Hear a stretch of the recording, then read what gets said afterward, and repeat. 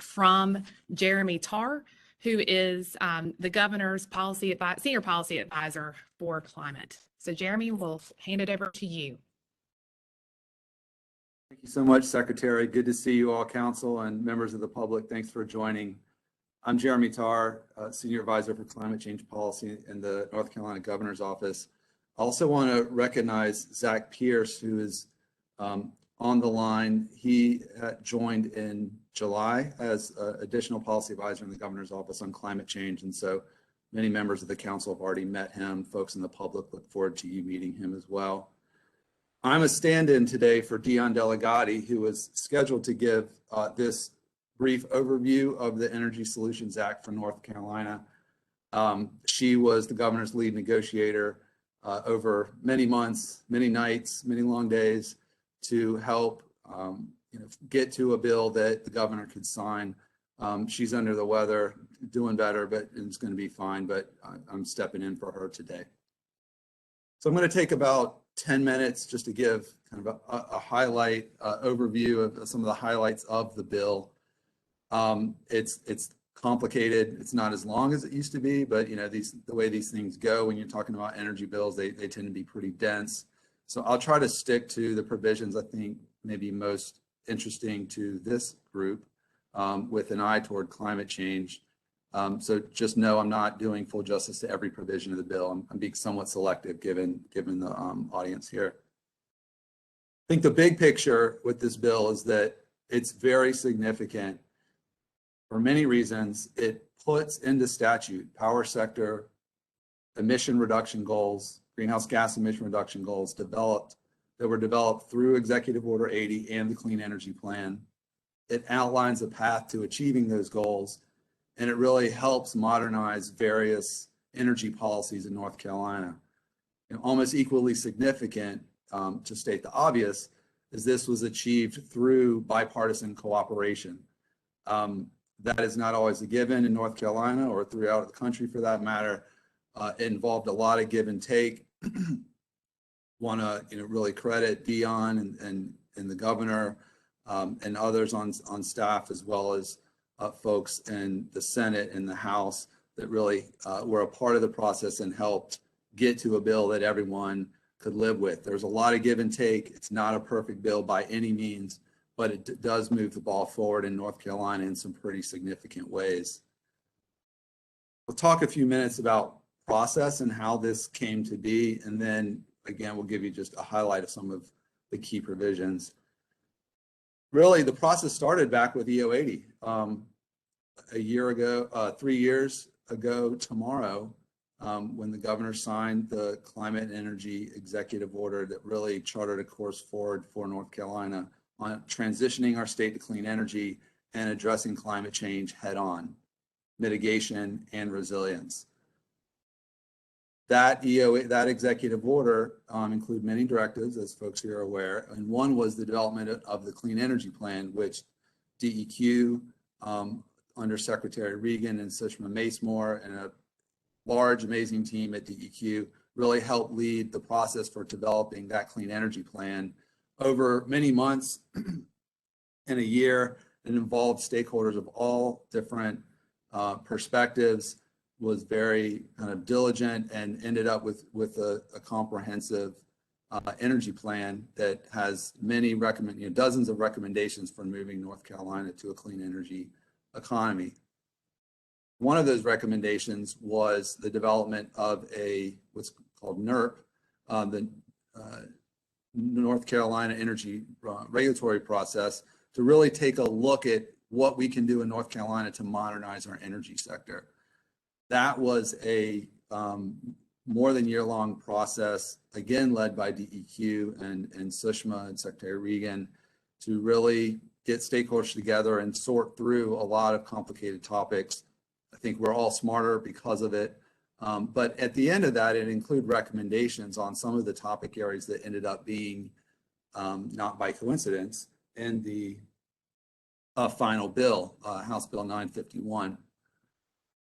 After that process, which ended kind of end of 2020, in early 2021, a kind of a closed door session, a closed door negotiation started at, at the legislature. It did not include voices representing a diversity of stakeholder interest, but it proceeded for many months. Long story short, ended up in a House version of the bill that had a lot of flaws, that had no participation from Democrats or other key voices. It mandated the replacement of coal plants with natural gas plants, which would lock in emissions and costs long-term and sort of without adequate scrutiny. It included multi-year rate planning that did include little to no guardrails. It severely limited the North Carolina Utilities Commission's authority to regulate rates and services by our investor-owned utilities. And it did not really give any consideration to low and moderate income customers.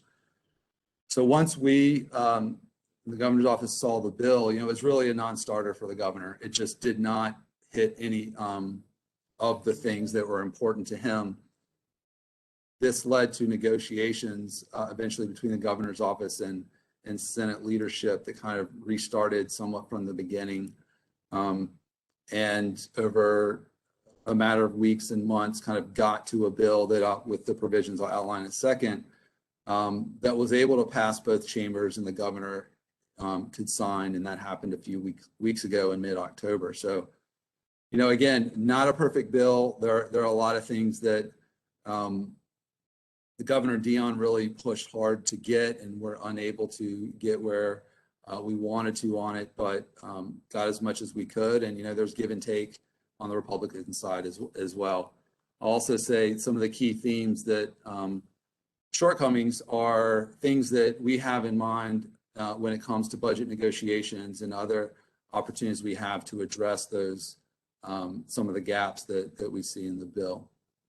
So moving on to some of the key provisions, the bill, again, really outlines a path to achieving these goals and key recommendations of the Clean Energy Plan.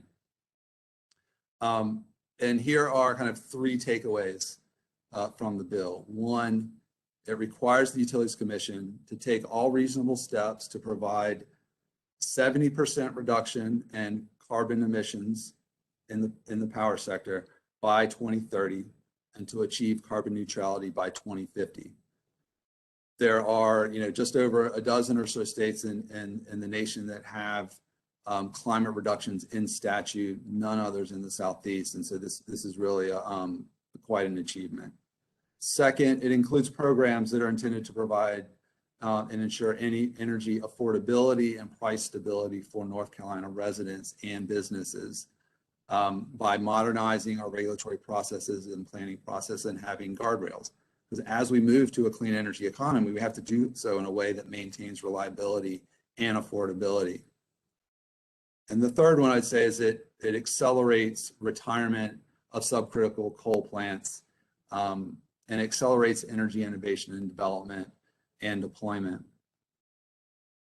To elaborate on the first point on the climate goals, the bill sets out the goals that I mentioned, 70% reduction by 2030, carbon neutrality by 2050, specifies that those must be achieved in a least cost basis, which is important. And it directs the Utilities Commission to develop a carbon plan for achieving those reductions. And that plan is going to be developed by the Commission with input from utilities and stakeholders by December 31st, 2022, so over the upcoming year. And then it will be updated every 2 years to reflect technology innovation and other things that are important to incorporate on an ongoing basis. Also important with this plan is that it doesn't just look at generation, it looks at the entire energy system. So that includes power plants, that includes transmission and distribution, grid modernization, storage, energy efficiency, demand side management, a range of tools that really we need to use when we're taking a comprehensive approach to moving toward a clean energy power sector. Another key kind of topic area in the bill is providing access to clean energy. Clean energy is a really important economic driver for North Carolina. We've been a leader in solar generation, for example, for over a decade now. More than 60% of Fortune 500 companies have clean energy commitments. Over 60 in North Carolina companies have commitments to power their operations with 100% renewable energy. This means they need access to that energy. In addition, we have a number of municipalities, local governments, and universities that have climate or clean energy commitments. So this bill, it requires the commission to establish a rider for a voluntary program where these types of entities can choose to purchase clean energy from the investor-owned utilities. It also specifies that when it comes to new solar and solar plus storage assets, 55% of those will be owned by Duke Energy and 45% will be owned by independent developers. Third bucket is affordability. And so, as I mentioned, in this transition to clean economy, really affordability has to be in the forefront. And this provision addresses that in a number of ways. One, requires the least cost approach to meeting the carbon goals and has a 2-year update so that we can take advantage of declining cost and clean energy and incorporate those into our planning.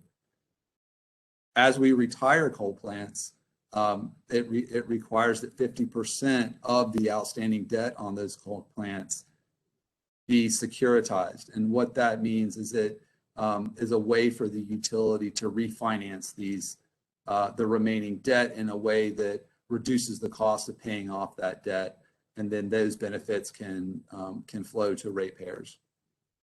It also has a competitive procurement program, a storage program, and so that'll continue to reduce costs of clean energy, and those costs again can be realized by all of us and sort of the rate-paying public.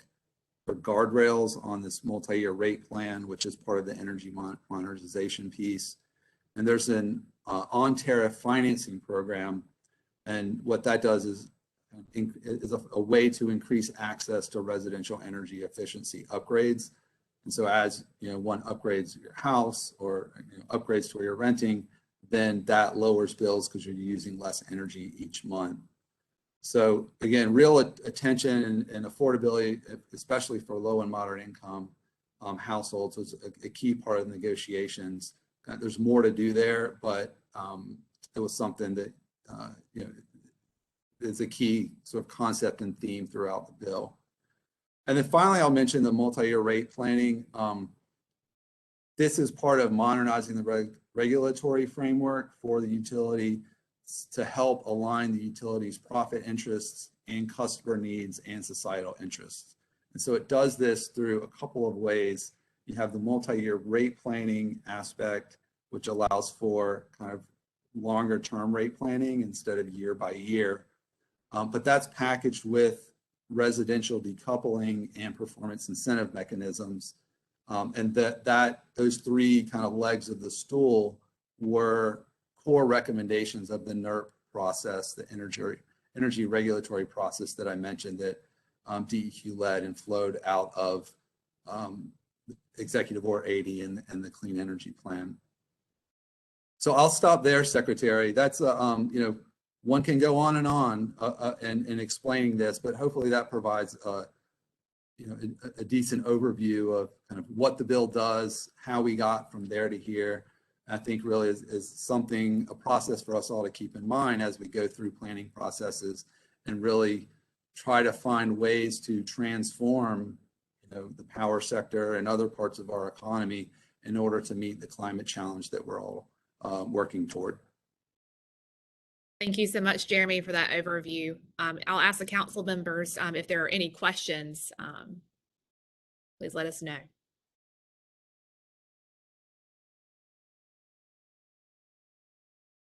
All right, hearing none. Thank you, Jeremy. Thank you. So next, we're going to talk about zero emission vehicles. As you all know, Executive Order 80 set a goal to increase the number of registered ZEVs in the state to at least 80,000. So we're going to spend the rest of our time together today talking about our progress, towards electrification on the state motor fleet level. I'm very glad that Secretary Pam Cashwell of the Department of Administration is able to join us today to talk about those efforts. So, Secretary, I will hand it over to you. Thank you so much, Secretary Beiser. Thank you for your leadership on the Climate Change Interagency Council. And thank you for the opportunity today for DOA to give an update on our recent Motor Fleet ZEV, Zero Emission Vehicle, report.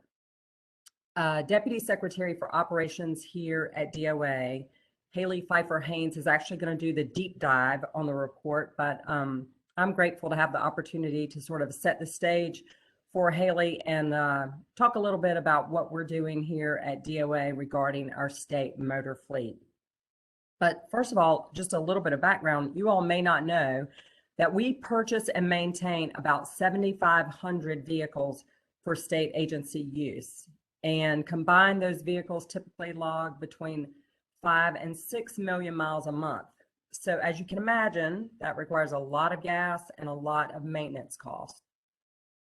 That means we have a tremendous potential to have a positive environmental impact by reducing greenhouse gas emissions across that state motor fleet. It's also a win-win because we have the opportunity to save money, and I'm always looking for ways to operate more efficiently and save taxpayer dollars. So what are we doing to get started on this effort?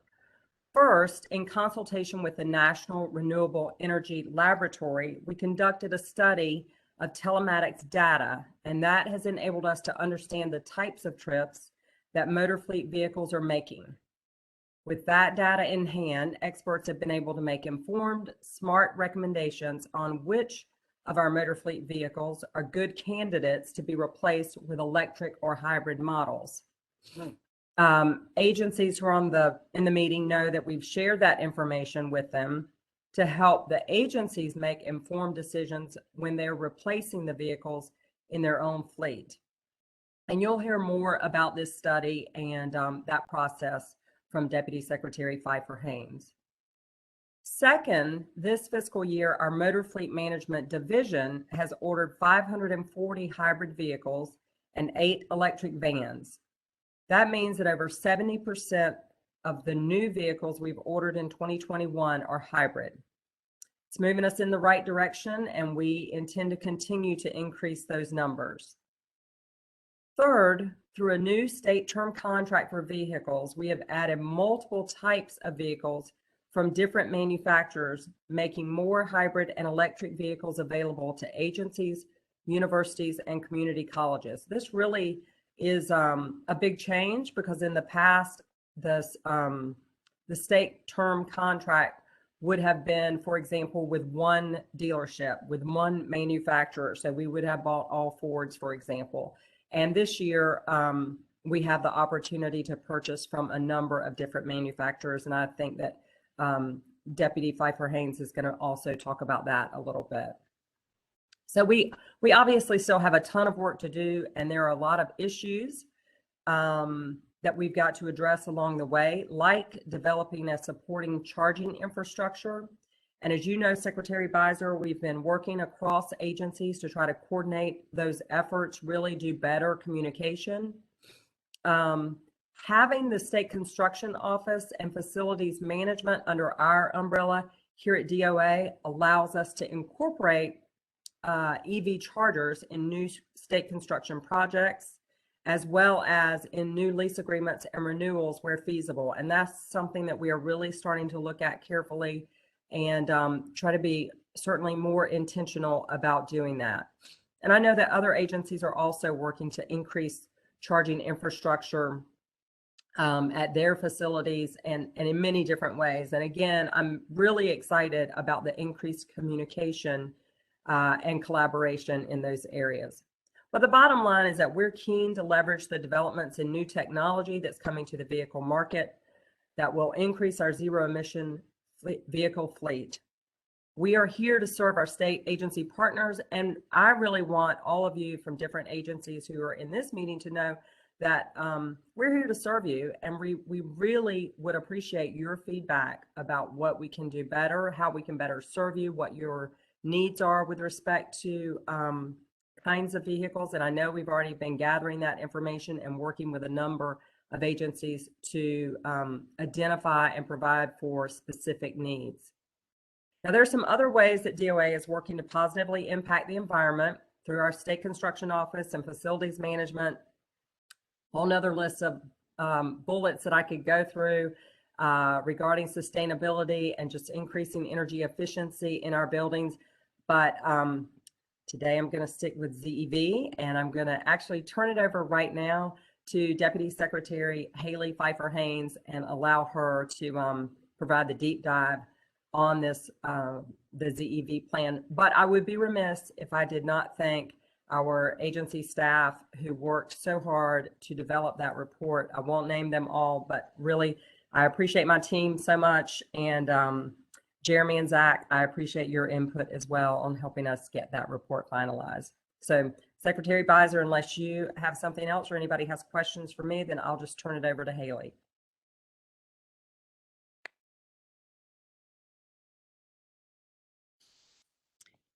Haley, I believe you might be on mute. Whoops, sorry about that. Thank you. Thank you. I'm pleased to be here to talk about our efforts to electrify our fleet and reduce our carbon footprint across the state through our motor fleet. And I do have a PowerPoint if that is available. Great. Wonderful. So what I'm here to talk about today is our zero emission vehicle plan. You can go to the next slide. And what we've been asked to do under Executive Order 80 is to develop the motor fleet ZEV plan, the zero emission vehicle plan. And one of those key parts of developing that plan is identifying the types of trips for which a zero emission vehicle is feasible. So in other words, trips that would not require midday charging because you don't want to lose work time in the middle of the day having to charge, or have someone be in a situation where they were not able to charge if they needed to. So a part of electrifying our fleet is also recommending where infrastructure is necessary to support the use and deployment of ZEVs, and as well as develop those procurement options. And Secretary Cashwell touched on this a bit a moment ago. We have changed how we are procuring and providing the state term contract on vehicles that is going to be quite advantageous to us as these manufacturers race to get the newest and best electric vehicles out there on the road, hybrids as well. And part of our role is to provide this in an annual report, and we've just completed that. I think it has gone around to the members of the council. Next slide. So in order to get that suitability assessment, we were very fortunate in that we had a lot of data from telematics.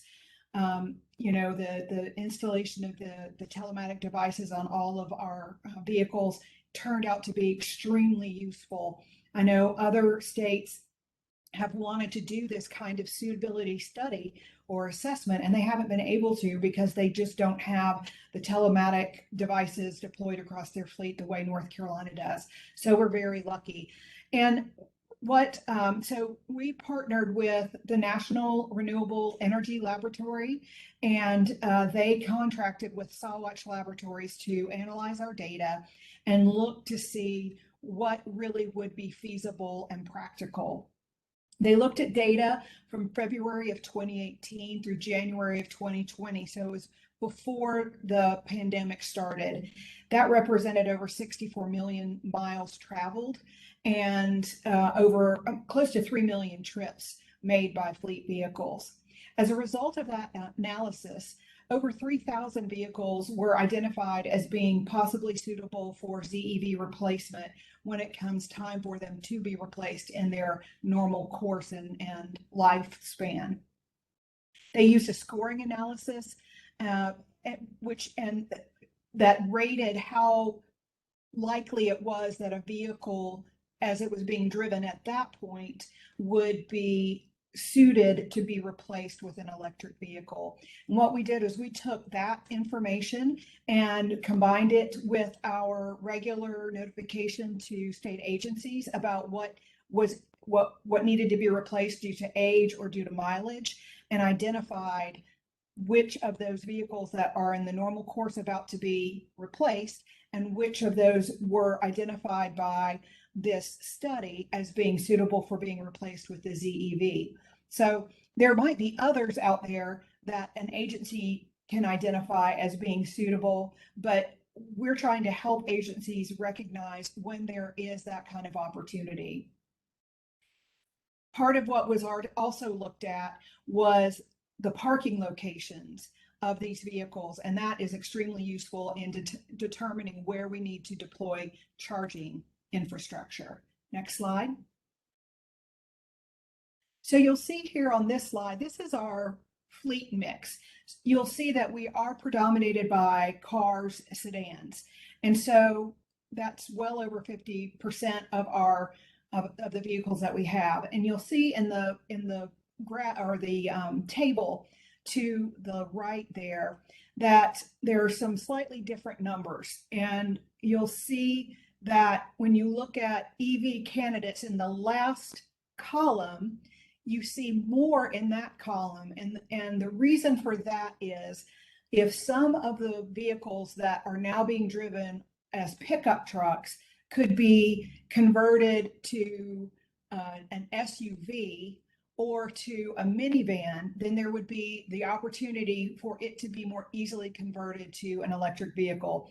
Right now, pickup trucks are quite expensive in the electric form, but there are better options in SUVs and in minivans, both in hybrids and in electric versions. So that's why you see the difference there. But they analyzed over 5,900 vehicles and their driving habits and came up with over 3,000 of those vehicles that would be suitable for being replaced with an electric vehicle or other zero emission vehicle. Next slide. What you'll see here is an example of the replacement list that was sent out to fleet coordinators, policy leads, and secretaries of departments. This is something that we do in the normal course of business, but this is the first year that we've been able to use this data that was provided to us through this study to identify which of those vehicles that are about to be replaced can be replaced potentially with a hybrid or with an electric vehicle. And what's exciting about this is that there were 141 in just 1 year that could be replaced.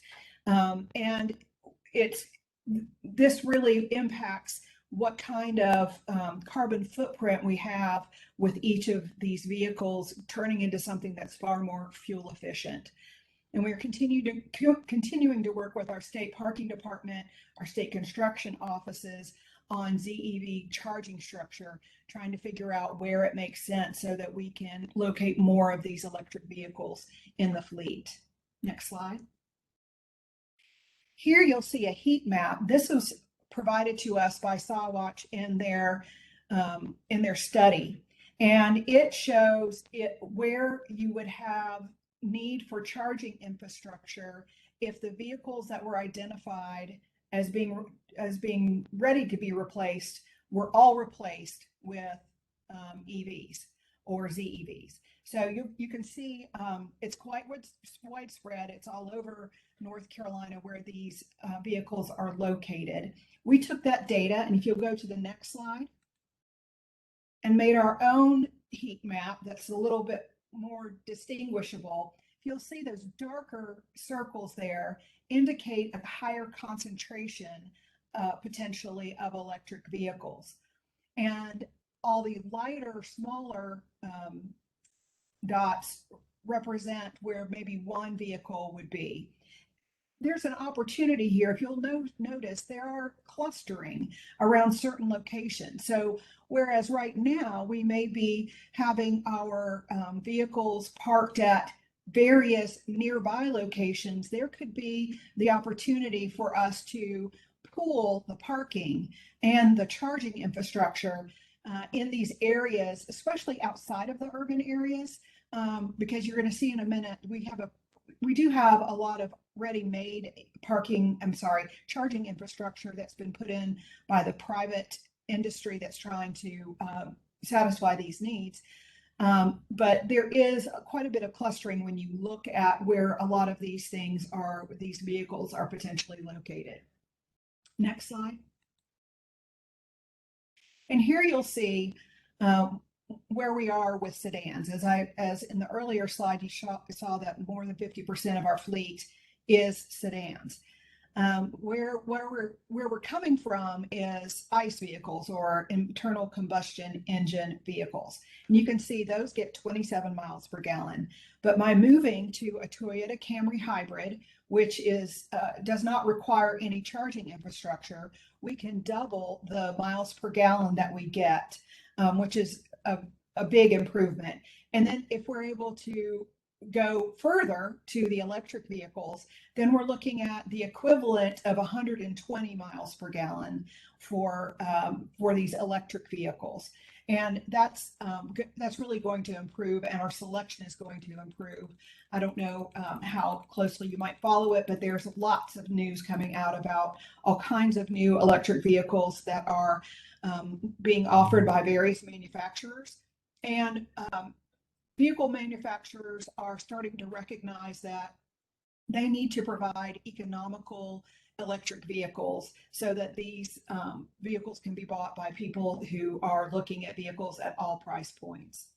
So if you go to the next slide, you can see that there is a substantial savings, not just in how much greenhouse gases are being emitted by our fleet, but also how much the state would be spending in maintenance cost by transitioning to EVs over internal combustion engine vehicles. And that's largely because you don't have a lot of moving parts with an electric vehicle. They just don't break down. They're very long-lived. And so it could really save the state a lot of money, not just in the way of gas and greenhouse gases, but in money outlaid to keep these vehicles up. This shows what our savings would be in maintenance costs if all 3,000 plus were converted to electric vehicles. You can see that as the years go on and the maintenance cost for an ICE vehicle goes up, it really does not go up at the same rate for an electric vehicle because they are so reliable. Next slide. So our strategy at Motor Fleet Management is to really take a tiered approach to how we replace vehicles. When it comes time to replace a vehicle, we want the agency to ask themselves, and we're going to ask them, first, can you replace that with a zero emission vehicle? Is it driven in such a way that you could take one of those electric vehicles and have it work in your business case? If it's not, then let's look at a hybrid vehicle.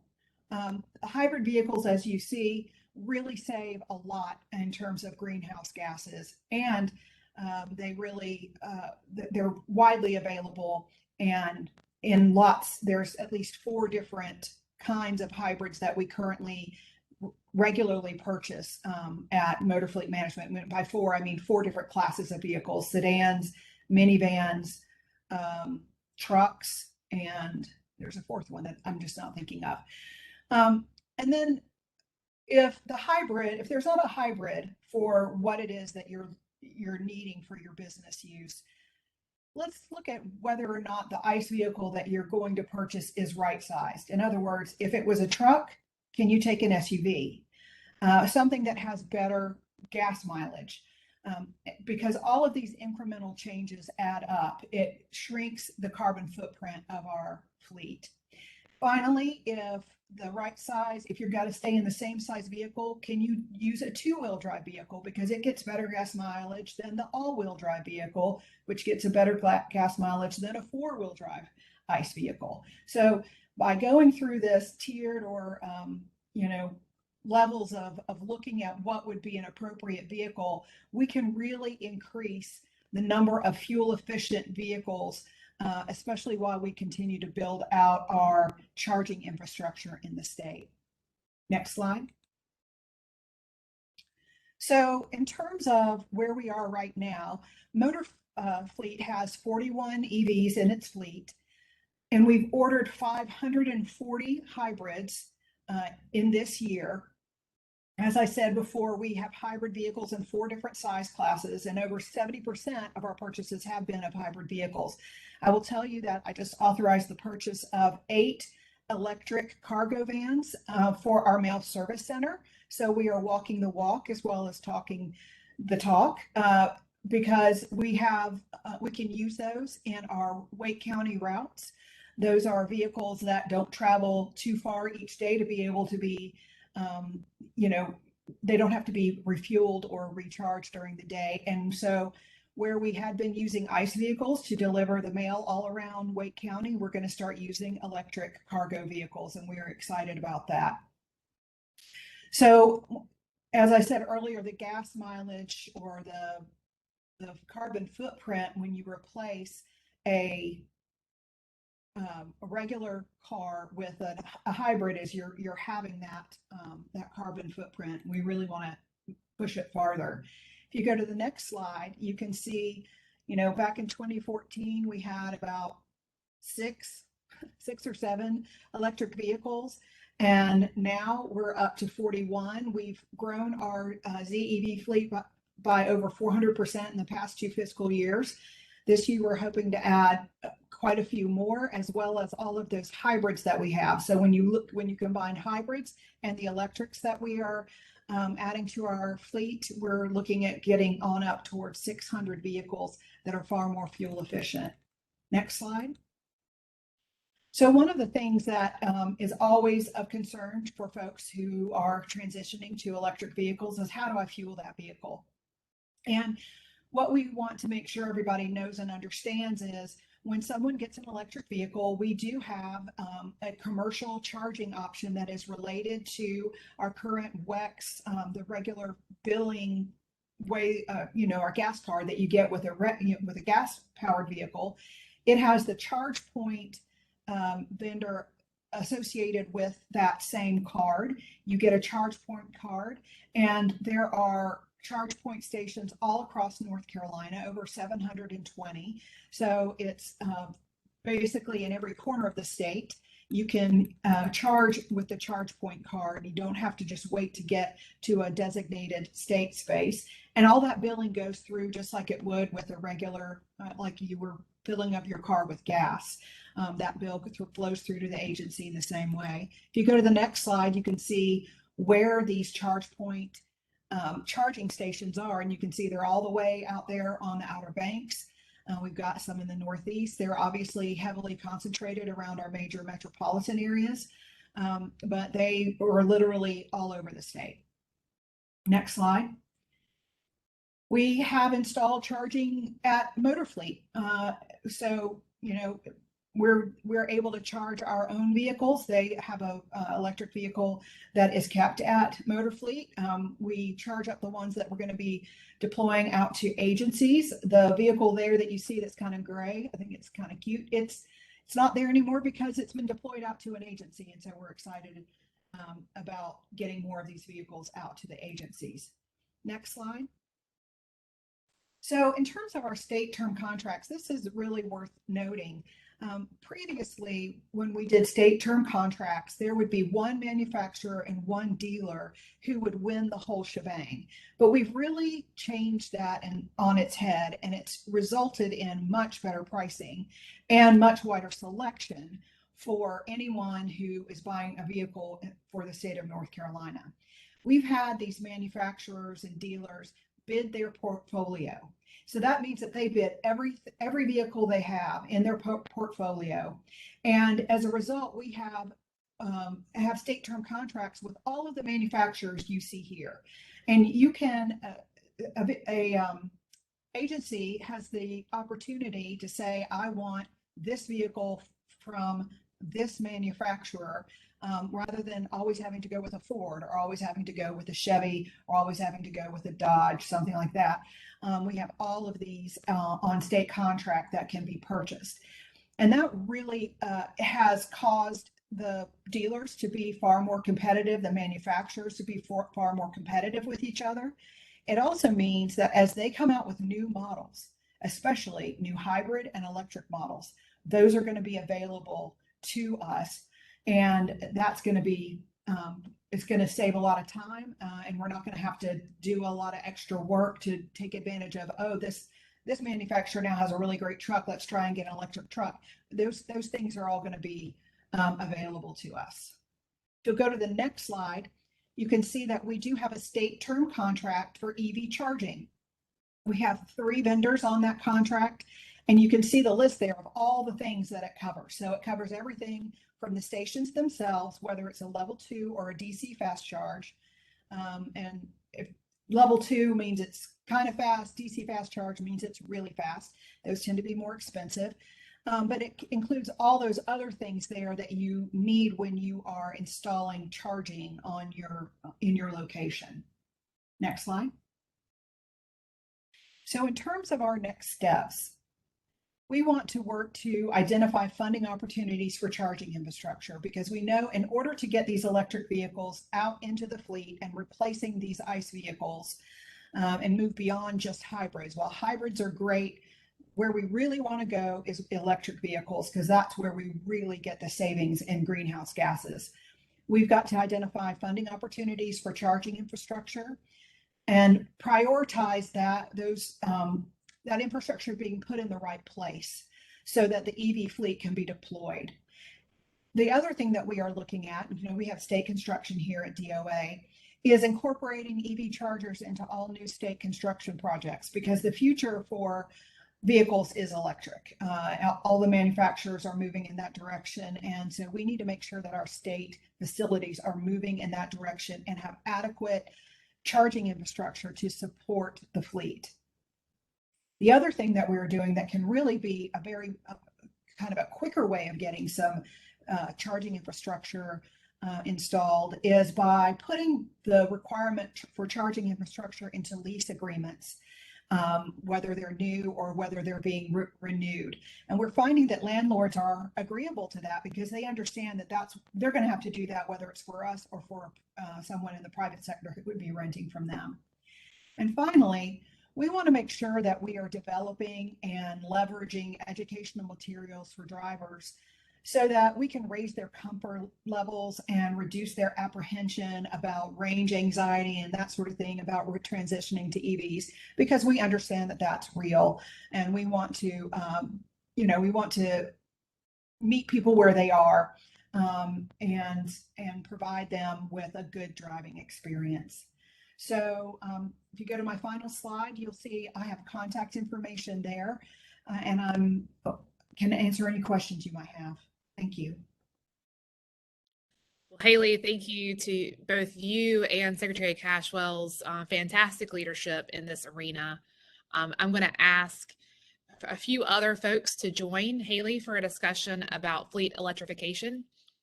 Secretary Cashwell, you're welcome to jump in here as well. We're going to start, though, with a quick look at a zero-emission vehicle success story from the Department of Public Safety and the Capitol Police. So I believe India is going to roll the film now.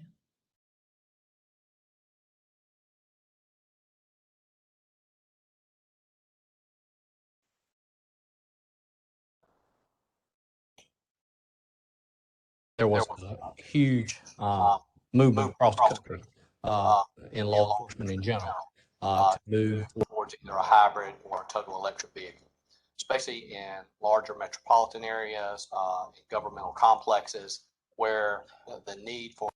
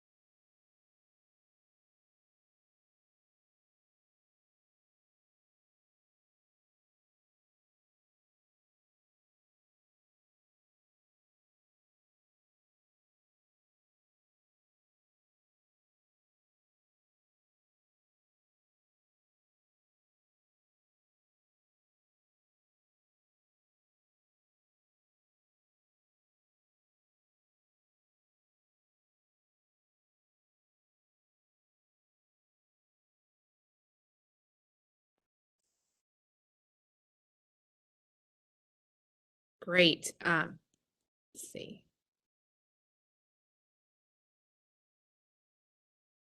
All right. I know one person said they had trouble hearing it. Was everybody else able to see it and hear it? Good. So we're now going to have a panel discussion. So joining our panel from the Department of Public Safety, Doug Holbrook, from the Department of Transportation, Joanna Reese, from the Department of Natural and Cultural Resources, Jeff Michael, and from DEQ, our Facilities Engineering Manager, Eric Turan. So we'll start. Doug, I might start with you. That was a great video showing how the State Capitol Police was able to transition. We're going to talk generally with all the departments about where you've been able to make the switch to zero emission vehicles. I'll start with you to see if there's anything else you'd like to add about DPS's efforts. Sure. Thank you, Secretary Beiser. And I'm happy to have been a part of making that first wave of utilization happen within State Capitol Police. We do have some barriers that we're going to have to meet with in terms of rolling out across our fleet statewide. But we are aggressively trying to figure out places where we can use zero emission vehicles and where we can get charging infrastructure in place. In addition to putting some at State Capitol Police, and you can see that vehicle anytime you want to by walking past the State Capitol building. It should be parked at the north entrance to the State Capitol, except when it is patrolling. But we are also planning to launch a pilot test of using zero emission vehicles at one of our prison facilities for perimeter security, because the kinds of facility, that kind of usage is not ideal for an internal combustion engine at all, because of the, basically you're driving in a circle and idling a great deal of time while you are driving around a prison facility to make sure no one's coming or going, particularly not going. And so we've identified a facility in the eastern part of the state. We're going to be, once we can get the charging infrastructure up at that facility, we're going to go ahead and start trying that out and seeing if that holds up better for us in terms of working as a lasting vehicle for perimeter security. And, we have a huge component of Secretary Cashwell's motor fleet. We are a big customer of DOA. So I'm those are the two focal areas right now, but we are working really hard to incorporate charging infrastructure into our leases, and also in figuring out ways to find the kinds of zero emission and also hybrid vehicles. I mean, in a lot of cases, we're going to be several years away from the full ZEV future, given the kind of use we have as law enforcement agents in this department. But again, happy to answer any questions. Any questions for Doug?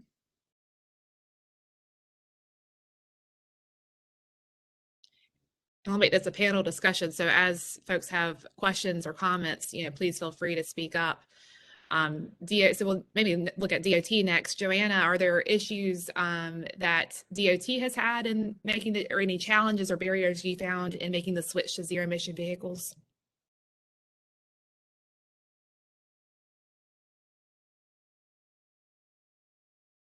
Hey, sorry, had to get my camera up and going. DOT has had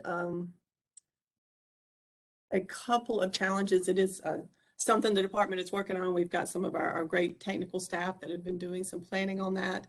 I'd say one of our main challenges would be the charging infrastructure. We, as you can imagine, the types of vehicles that many of vehicles DOT uses are more of the SUV type, the pickup truck type. We've got people out on construction sites, and then our law enforcement arm of DMV. And so the availability of the cars for these types for the electric vehicle cars for these uses, and then also the location of charging infrastructure. One of our biggest locations is our Century Center location out Pool Road near the Beltline, and looking into that, and it's been a while, but found out that the energy grid just doesn't have the availability of power there for it. So a recent effort is some of our staff looking into the potential for solar charging there. Those are some of our main challenges. Be interested to hear more about how your experience with solar charging goes. That sounds like a great solution. Well, Jeff, let's talk about DNCR. What are some of the opportunities or challenges that you all have faced?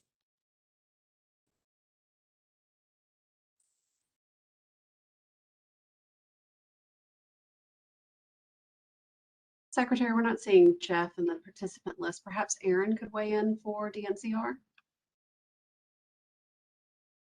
Hey, yeah, no, Jeff couldn't join us today, but I cannot talk much on cars. I'm in the capital project section.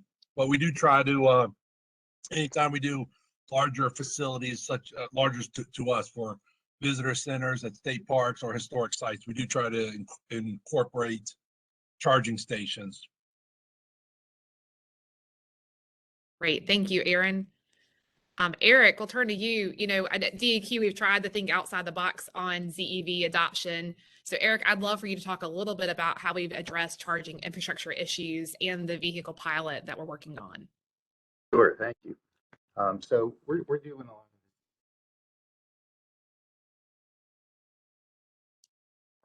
I think you may be muted, Eric. Oh. Uh-oh. We can hear you now. How about now? Good? Good. Okay.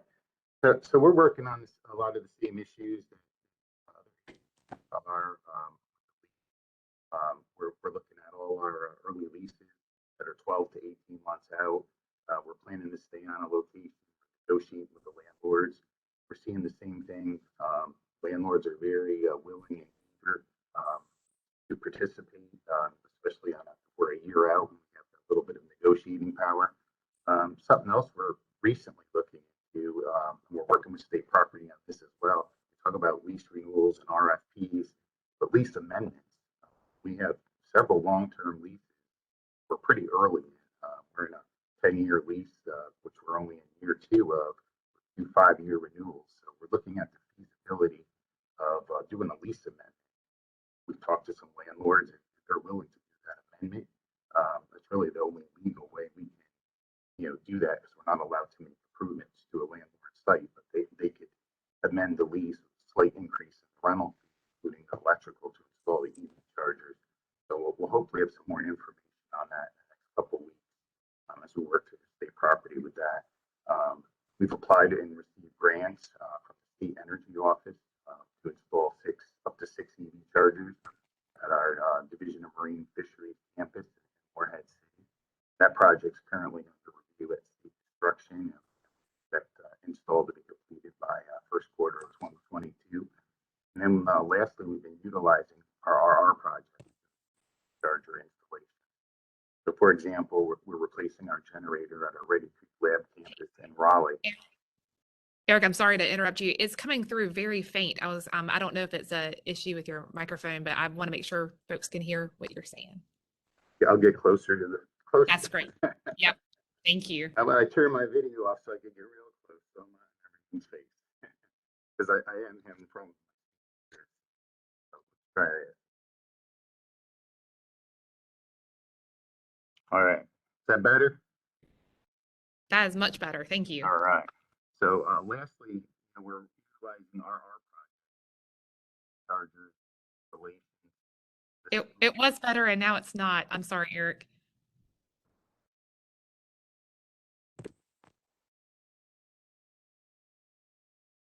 We might circle back while he is working on his technical issues, just to make sure everybody caught that.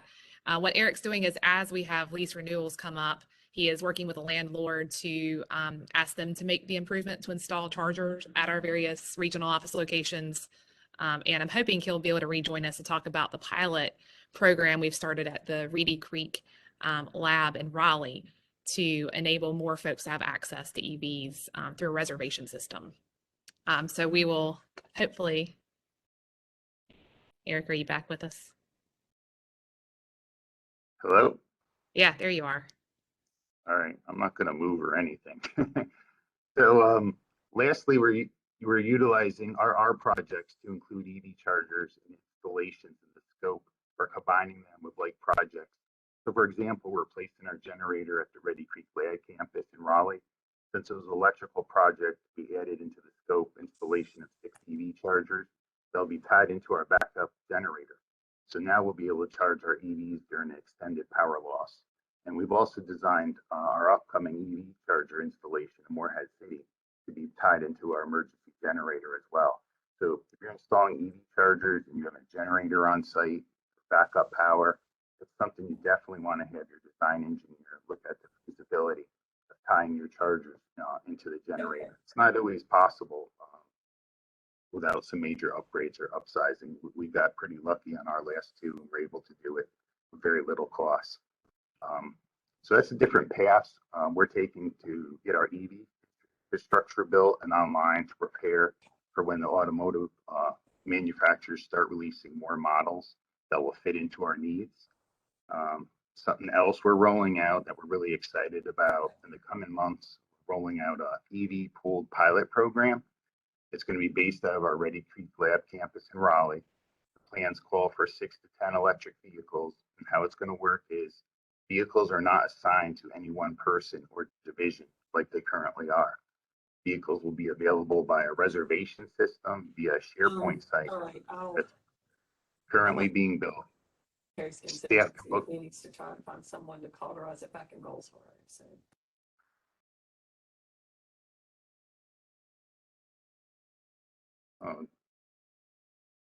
Did you guys lose me?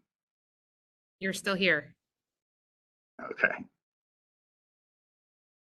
So the vehicles will be available during a SharePoint site that's currently being built. Staff can book a vehicle by the hour, day, or week. We'll have an electronic key box to pick up and drop off keys. On-site DEQ facility service staff will be responsible for cleaning and maintaining the vehicles. And our plans are to expand this type of system out at our DEQ sites across the state as motor fleet management increases their EV offerings to include SUVs and pickup trucks. This project is something we're really excited about and look forward to providing some more updates as we get it up and running. Thanks so much, Eric. Secretary Cashwell, I know our teams have met to discuss electrification, and this panel has also met. Thinking about all the work that your department's doing, are there any goals or action items that your team has that this council can help with?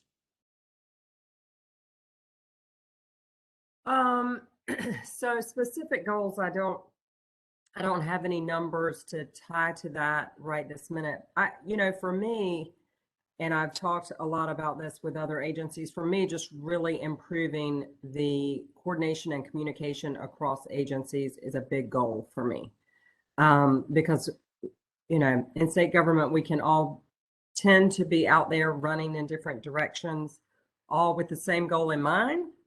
But,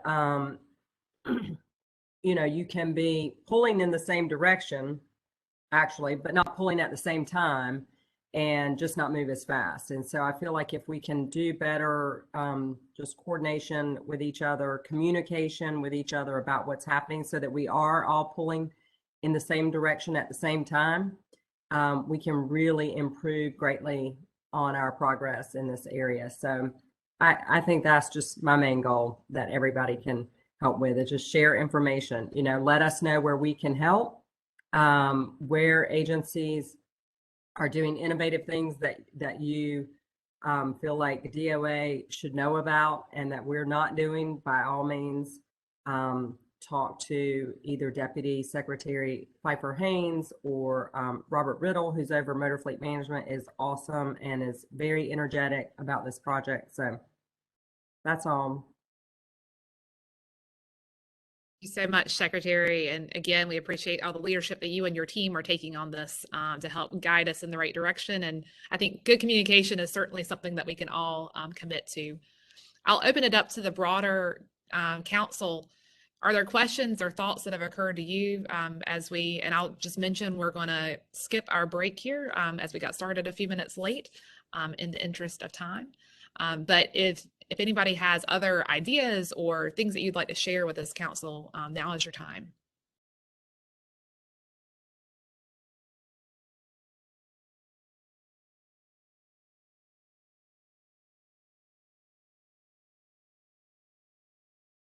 Hey, Secretary, this is Jeremy Tarr. I just to echo what Secretary Cashwell just said, and add sort of maybe an additional idea, which is for us to move forward and deliver on the EO80 directive to use, procure and actually use electric vehicles as whenever feasible. As we've all heard today, there are multiple areas that need to be solved. It's being able to buy the vehicles and get them, being able to charge them. There's a chicken and egg there a little bit. Education, to be able with employees and direct division level and leadership on it. So it's not just a matter of willpower. There are actual things that really need to get figured out. And with each of those, there are multiple potential solutions. So I like the word innovation, Secretary Cashwell, that you mentioned. And I think what we're hearing is that there's centralized kind of leadership from Secretary Cashwell and DOA, you, Secretary Beiser, us in the governor's office and the governor, and all the other secretaries. But there's also, it's important for agencies to kind of be laboratories of innovation here. And when you're finding things that work or don't, to share that with this group, with Secretary Cashwell, as kind of a point of the central contact to be able to learn, the lessons as we go along the way. We're not going to get it all right the first time, but we just got to keep trying. Because like Haley said earlier, I mean, this is where the industry's going. This is where, we kind of need to be on climate. And there are economic development opportunities here in North Carolina for moving our, not just state motor fleet, but the whole sector to transportation electrification and their equity benefits as well. So as we work together to solve these multiple challenges, it's not just about state fleet. We're learning lessons that we will bring into our private lives as we make purchasing decisions and help grow, the electric vehicle industry in North Carolina overall. Thank you, Jeremy. That's an important point. This is broader than just a state fleet. It's the state, leading by example, but it's also, as you mentioned, all of our individual choices and learnings as well. So thank you for that. Other folks have questions or comments?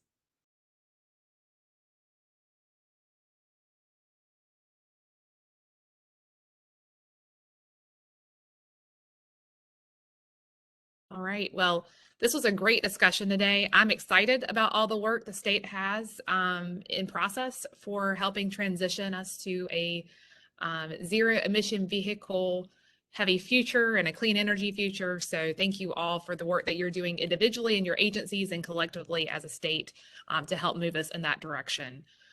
We are going to just go ahead and go into the public comment section now. I believe we've got a couple of folks who are signed up to speak. And Sharon, I believe you're going to run this next section as we hear from those who have signed up. Thank you, Secretary. Thank you, council members, for that discussion. For our public comment, we have two commenters signed up. We're going to start with Joel Porter, followed by Daisha Williams. Matthew, if you would unmute Joel Porter. Yeah, hi. Everybody hear me? We can hear you. Great, thank you. But apparently both of us are from the same organization today. All right. Madam Secretary, council members, good afternoon, and thank you for allowing the public an opportunity to provide input on these important issues. My name is Joel Porter. I'm the policy manager with Clean Air NC. As you know, under EO80, climate change mitigation and adaptation practices are to be integrated into each state agency's programs and operations. The language in the EO is not merely aspirational, but is what North Carolina's government should be striving to achieve. Much more needs to be done on this front, and we look forward to providing input on the subject. The state's recently passed energy reforms codify EO80's goal to reduce greenhouse gas emissions. The lion's share of the burden meeting this goal will fall on the state's monopoly utility. That does not, however, mean that there isn't still a part to play by each of the state's departments and industrial sectors. In the Strategic Economic Development Plan by the Department of Commerce, the words climate change were mentioned exactly one time. And not until page 12, under goal 3, where it states that we need to be prepared to address and recover from inevitable natural disaster and climate change impacts. Nothing is further discussed on the topic. In fact, if you review a recent press release touting 22 grants issued by the department, it celebrates increasing economic investment for new or existing businesses among the awardees. Among the awardees, there seems to be little to no investment in carbon mitigation or adaptation. If anything, most of the companies will either increase emissions or utilize materials harvested from carbon sinks as feedstock. These subsidies further erode our state's ability to be resilient in the face of climate change and make it that much harder to mitigate or adapt to worsening environmental conditions. Equally as important, the state must ensure that any secondary market that emerges under changes to regulatory structure do not allow greenwashed offsets, such as so-called biomass or biogas, to qualify for government subsidies. These false solutions further exacerbate environmental injustices and continue to degrade the environment. Finally, while I'm personally pleased that the state now has a greenhouse gas reduction goal on the books, the environmental community was unified in its concern that HB 951 did not contain adequate provisions to protect low and moderate income ratepayers from utility price increases. We hope that DEQ and the administration will continue to push for technical revisions to 951 and work to protect vulnerable ratepayers. Thank you again for this opportunity and for today's presentation. Thank you. Our next commenter is Daisha Williams.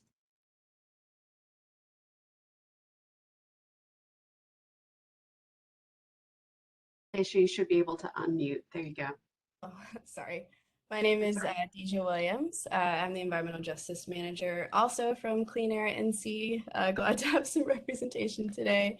I just wanted to thank the Council for their continued efforts in addressing and implementing the very necessary solutions towards one of arguably the biggest issues that humanity faces.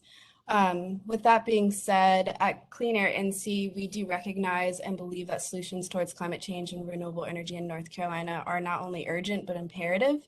And EO 80 rightly prioritized the fight against climate change, and House Bill 951 sets respectable goals in line with this order.